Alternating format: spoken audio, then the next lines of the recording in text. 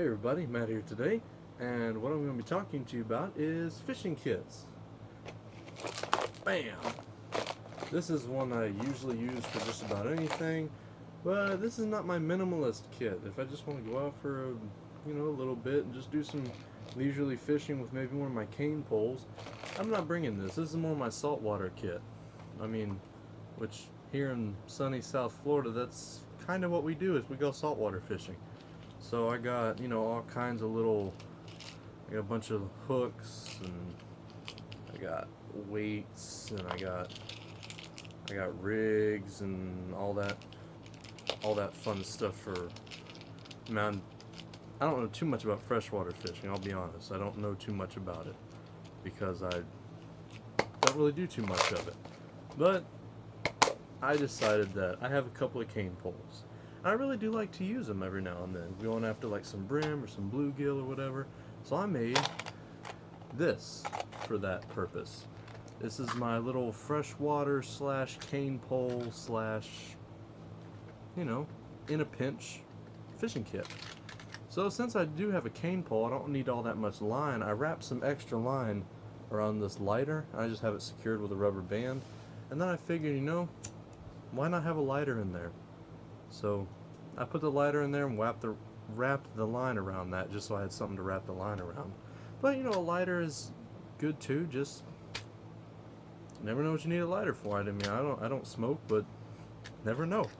And I almost always have a knife on me, but just in case I need to cut something in a pinch, I have this like old military can opener here.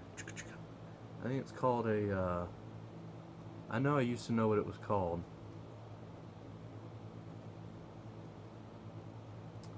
I'm sorry, I don't remember exactly what it's called, but it's this old. I mean, you find them at the Army Navy store, or your local Army surplus, military surplus store. And also for the same reason that I would have this, just in case I didn't have a knife, which is, I'm telling you, I always have a knife, but just a little backup, is I might not have pliers, and this isn't exactly a plier. It's not going to really replace pliers, but it works in a pinch. Being a pinch, here's some tweezers. So if I got like a little brim or a bluegill or something, and I really need to get the hook out, and I just can't really get it out, I can use these tweezers and get the hook, and just kind of, it's just something to kind of replace pliers, and not really. And I have these two little bobber things. I tried them on a normal rod today, but I think the lure and the rig that I had on it was a little too heavy, and it kind of sunk the bobber down. But I mean, with my cane poles, these would work great, and I really like them. They're pretty easy. You just slide this spring down, and there's a little slot here. There it is. You hook your line through it and let that spring out. It stays right there. So I have two of those.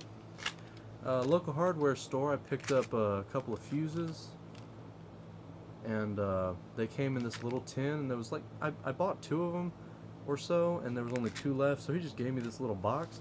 And it's the neatest little box, and I just keep some hooks in there. I took this off my rod earlier today.